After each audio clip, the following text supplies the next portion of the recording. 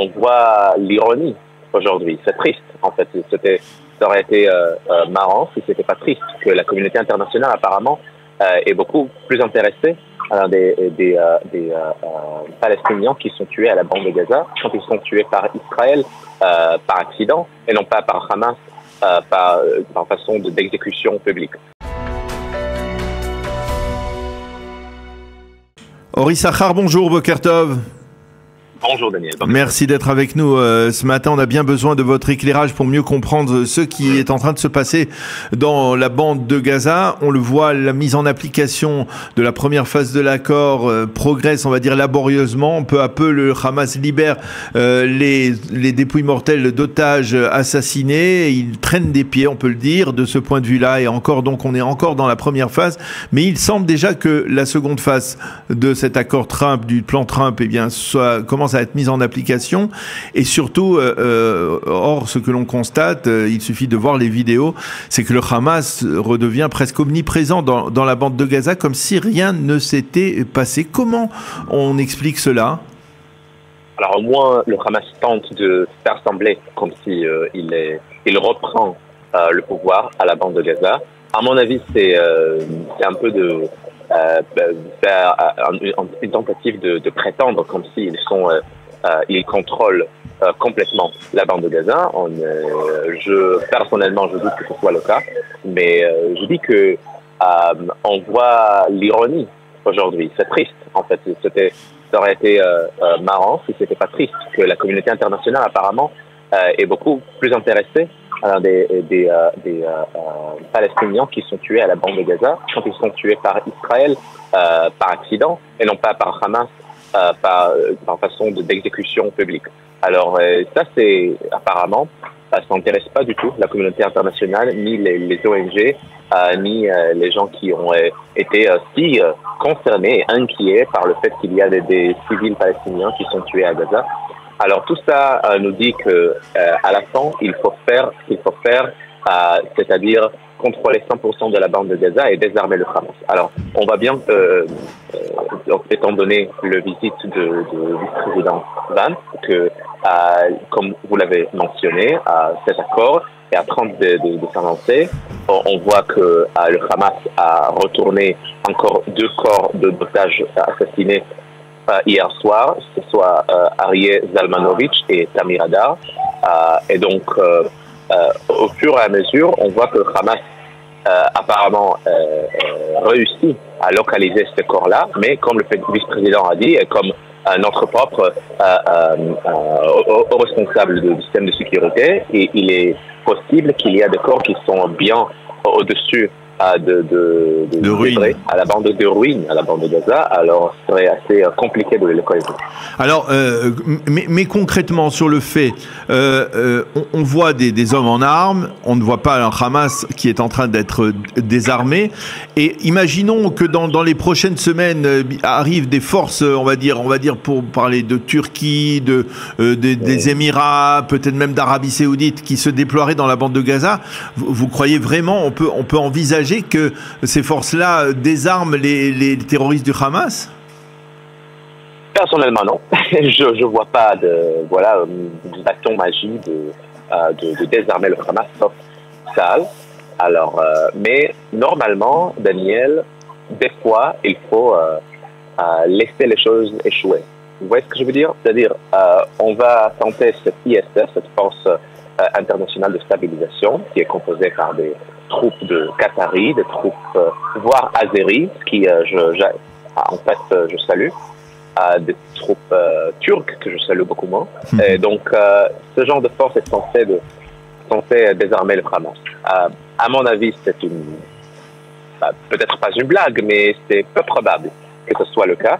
Mais on va attendre peut-être que je sois tort, peut-être que j'ai tort, et dans 1 mois, 2 mois, on va découvrir que les Turcs et les Qataris vont désarmer le Hamas.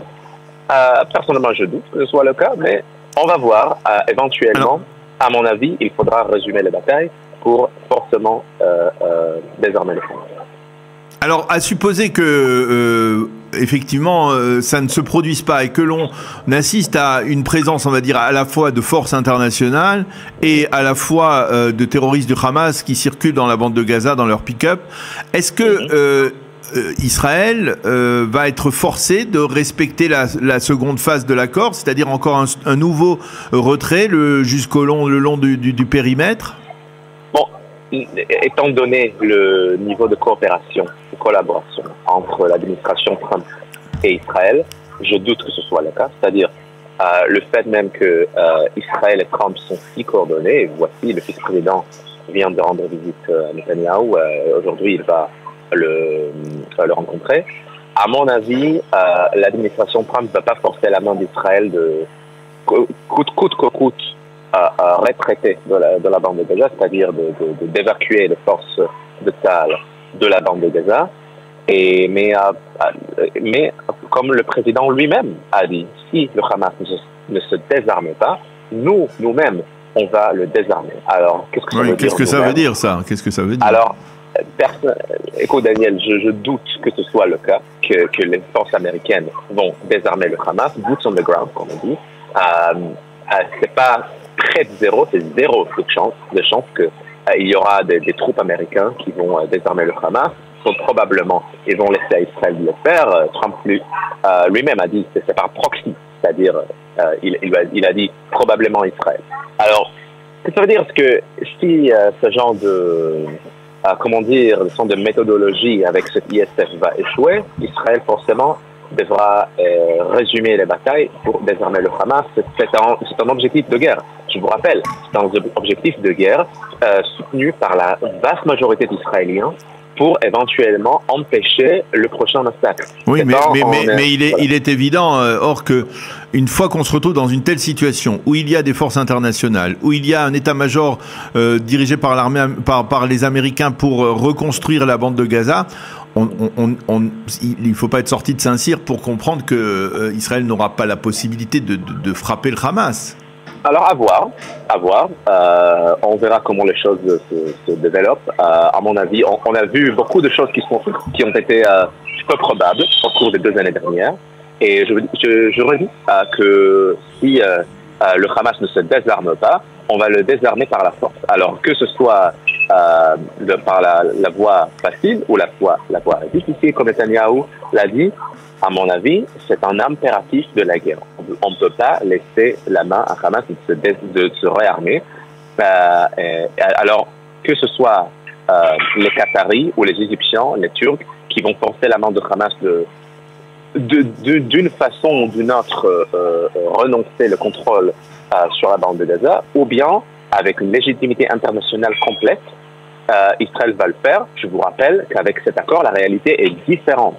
La réalité est différente parce qu'Israël n'est pas vu comme un État qui va, de façon perpétuelle, conduire des batailles perpétuelles à la bande de Gaza voilà. Alors, ma dernière question, en fait, finalement, si l'on voit un peu les choses avec une forme de clairvoyance quand on connaît un peu le Proche-Orient comme vous, est-ce que finalement, au bout du compte, c'est pas une situation qui reste malgré tout favorable à Israël, puisque Israël conserve 53% de la superficie de la bande de Gaza, c'est-à-dire il y a véritablement, on va dire, un très large périmètre entre quelles que soient les forces qui sont sur place avec les forces internationales. Le Hamas est sur place, mais ils sont très éloignés des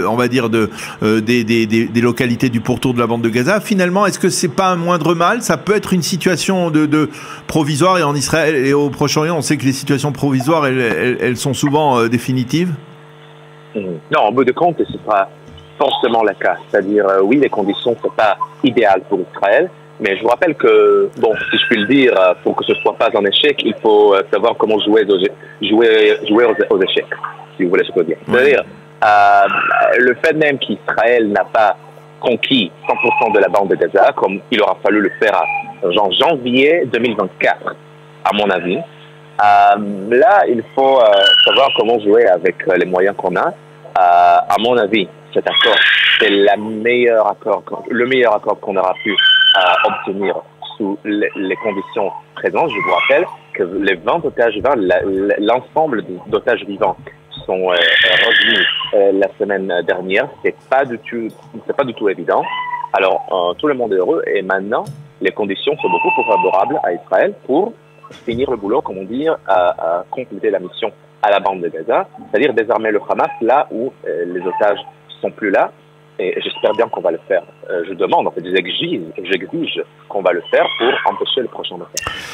Eh bien, on va s'armer de patience parce qu'il va falloir en avoir pendant les prochaines semaines et même probablement les prochains mois pour voir comment les choses vont se décanter dans la bande de Gaza. En tout cas, merci beaucoup, Or Issachar, de nous avoir éclairé sur ce qui se passe actuellement dans la bande de Gaza et sur les perspectives concernant donc le démantèlement ou le désarmement du Hamas dans la bande de Gaza. Merci, Or, d'avoir été avec nous ce matin. Bonne journée. Merci, Daniel. Bonne journée.